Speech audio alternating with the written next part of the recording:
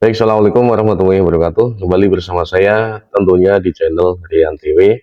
Tindakan yang sangat reaktif dilakukan oleh Surya Paloh seiring setelah penetapan atau reshuffle dari Menkominfo yang sebelumnya dipegang oleh Nasdem, oleh kadernya yaitu Johnny G. Plate yang terkena kasus hukum korupsi 8T, korupsi BTS.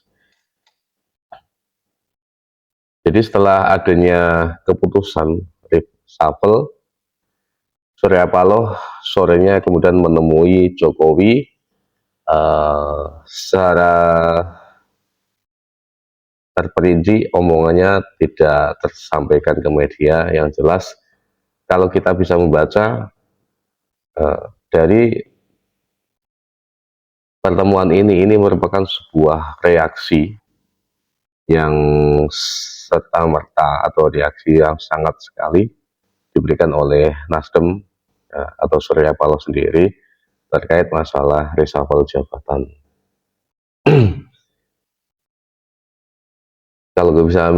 Kalau kita bisa menilai bahwa Surya Paloh ini sebenarnya seperti dalam kondisi sekarang ya, itu saya pikir sedang dalam kondisi galau yang sangat akut banget terkait masalah Jokowi dengan Anies. Dalam pernyataan-pernyataan sebelumnya itu Surya Paloh menyatakan bahwa ingin tetap mendukung pemerintah ini sampai selesai. Tetapi di sisi lain itu Surya Paloh melalui medianya yaitu Metro TV itu secara terbuka itu menyerang Jokowi terkait masalah kebijakan Jokowi yang sudah lalu ataupun yang sedang terjadi. Itu kritikannya sangat keras sekali. Tapi anehnya seperti ini. Di sisi lain dia mengkritik, tapi di sisi lain itu ada kader dari Surya Paloh sendiri yang masih ada di dalam pemerintahan. Jadi kalau sebuah akal sehat bermain ya, berarti kan Surya Paloh ini sebenarnya dia makan, tapi dia mengkritik makanannya ini.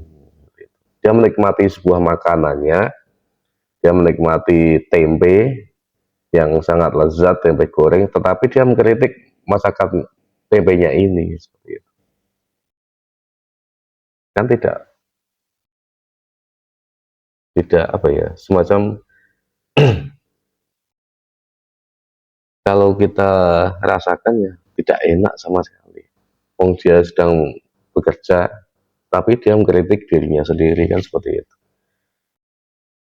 Seharusnya apa yang harus dilakukan Nasdem ketika yang ini juga akan menguatkan posisi Nasdem sebagai partai politik yang mengusung yang katanya perubahan. Tapi di sisi lain dia masih menempatkan kadernya yang ada di pemerintahan. Sedangkan saya pikir pemerintahan sekarang di bawah Kemudian Jokowi dengan kondisi sekarang ini itu sudah tidak melibatkan sekali orang-orang Nasdem atau sudah cuek sekali dengan orang-orang Nasdem. Jadi anggota kabinet yang masih berada di kubu pemerintahan sekarang atau masih bekerja di pemerintahan sekarang itu, ya saya pikir mereka sudah tidak dianggap seperti itu. Tapi yang tidak kita habis pikir ya, seperti itu. Kenapa Surya Paloh masih menempatkan ketika di sisi lain dia harus mengkritik atau di sisi lain dia uh, harus mengusung yang namanya suatu perubahan. Kenapa tidak dirubah saat atau diusulkan ketika dalam masa berada di pemerintahan seperti itu. Jadi Ini ketidaktegasan Surya Paloh ketika masih dalam atau berada di dalam pemerintahan ini sebenarnya eh, mengakibatkan koalisi perubahan yang diusung itu terkesan setengah-setengah dan terkesan masih mengharapkan yang namanya Jokowi untuk ikut bergabung cawe-cawe untuk merestui yang namanya Anies Baswedan untuk dicapreskan di pemilu 2024 nanti. Harapan-harapan ini masih terungkap dan dinyatakan oleh Surya Paloh. Ya.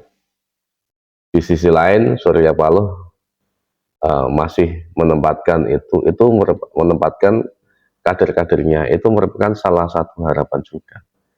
Tetapi ini tidak menunjukkan sebuah gentleman-nya ketika dia mau mengusung sebuah partai perubahan. Karena ketika Surya Paloh itu mengusung yang namanya sebuah koalisi perubahan yang itu sangat bertolak belakang sekali dengan pemerintah yang sekarang yang seharusnya itu tidak diubah tetapi dilanjutkan. Tapi dengan Surya Paloh mengusung seperti ini dan masih menempatkan kadernya berada di dalam pemerintahan, ya ini setengah memperlemah dan tidak memperkuat posisi Anies Baswedan sendiri.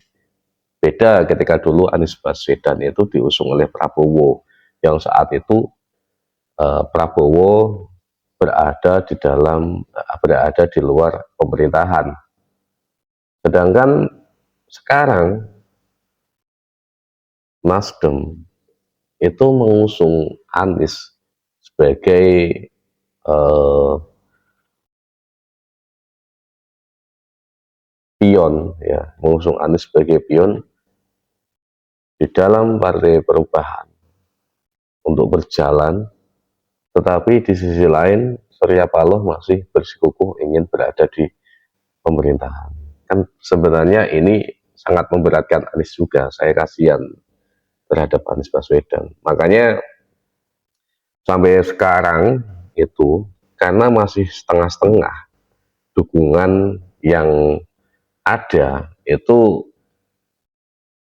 dukungan dari dulu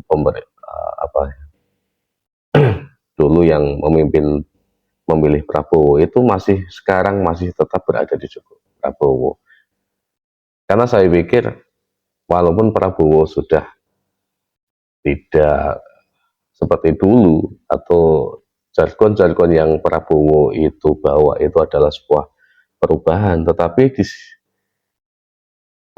sekarang pemilih-pemilih dulu itu masih bersikukuh di situ karena tidak ada pilihan yang lain, tidak ada tempat yang lain untuk berlabuh. Katakanlah kalau berada di kubu perubahan bersama Anies Baswedan, itu pun sebenarnya juga tidak jelas-jelas amat ya, tidak kuat dari segi koalisi. Karena banyak bukti bahwa koalisi ini sebenarnya masih rapuh banget. Kemarin ada pertemuan antara Puan, kemudian dengan AHY. Sebelum-sebelumnya AHY melalui Partai Demokratnya mengkritik yang seharusnya Juni kemarin itu adalah batas akhir untuk penentuan atau pengumuman siapa yang akan menjadi cawapres. Dan mengatakan juga bahwa akan mengevaluasi. Ini merupakan tanda-tanda besar ya. Kalau AHY ini unjuk gigi ingin dinyatakan ingin menjadi yang namanya cawapresnya Anies Baswedan. Tetapi sampai sekarang juga belum direspon. Tapi saya pikir nanti kalau AHY dari Partai Demokrat ini kok tidak dicalonkan menjadi cawapres, ini kekhawatirannya akan berpindah haluan, berpindah ke partai yang lain atau ke koalisi yang lain. Karena berada di situ pun sebenarnya tidak menguntungkan sama sekali. Karena jelas-jelas akan kalah, kan seperti itu. Mana mungkin ya partai yang mau hat-trick 3 kali pilihan itu kalah terus, tidak enak, kan seperti itu. Ya ini seharusnya ketegasan dari Nasdem itu perlu dilakukan ya, biar Anies bekerja dengan enak, Anies biar bekerja dengan ideologi ataupun jargon-jargon perubahan yang selaras dengan Partai Nasdem. Karena kalau sekarang dikritik itu sebenarnya Anies mengkritik muka Surya Paloh sendiri. Seperti itu. Kalau dalam prakteknya kan seperti itu. Kenapa seperti itu? Ya Surya Paloh masih ada dalam pemerintahan sekarang atau Nasdem masih berada dalam pemerintahan sekarang. Masa mengkritik sendiri? Ya, yang berhak mengkritik kan orang lain. Masa sendiri bekerja sendiri, dikritik sendiri. Begitu yang terjadi sekarang untuk Surya Paloh. Kalau mau gentle, keluar dong. Ya, sekarang biar koalisi kamu, Surya Paloh, biar koalisi dari Nasdem ini semakin kuat. Ya harapannya semakin kuat. Ya walaupun sekuat apapun koalisi perubahan yang ada sekarang, materialnya itu tidak akan bisa menyaingi Prabowo ataupun Ganjar Pranowo, sangat jauh sekali dari segi survei, dari segi semua yang ada itu kalah jauh. Seperti itu. Terima kasih dari saya. Assalamualaikum warahmatullahi wabarakatuh.